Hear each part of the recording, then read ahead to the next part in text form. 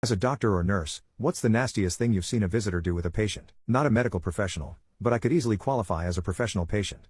This happened to me. I had just endured a 9-hour surgery on my lumbar spine, and been transferred from recovery to a semi-private room. The pain was unbelievable despite the fentanyl and morphine pump I was attached to, and I was still groggy from anesthesia. Enter my roommate. She was admitted for observation for a broken ankle.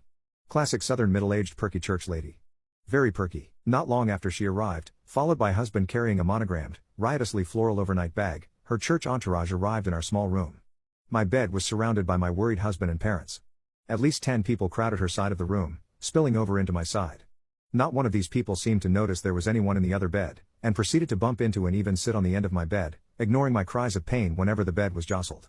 To add to my misery, all these people in a very small, inadequately ventilated room brought the ambient temperature up into the very high 80s. I have had asthma all my life and have developed a phobia of warm, still air. It makes me feel as if I am suffocating. Each time the bed was jostled and I cried out in pain, my husband would politely ask that the crowd not touch my bed. They ignored him. You have to understand at this point that the hub is a very prim and proper Brit and not prone to rude outbursts. Also, his mom was a London nurse during World War II in the Blitz, and eventually emigrated to the US, where she became the night administrator at now closed and rotten hospital in Chicago. So the baby boy knows his way around the hospital.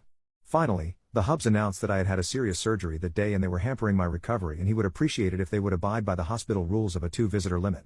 After a silent pause to take this in, we lived in Georgia at the time, and his very proper English accent always commanded a bit of respect, and the pastor sat on the end of my bed, squashing my feet and causing me to scream.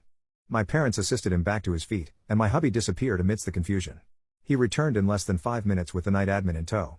She flushed out all the visitors and slapped a no visitors sign on the door. Family members are not considered visitors at this hospital. Moral of the story: don't check your manners at the door when you are visiting someone in a hospital setting. There are actually sick people there.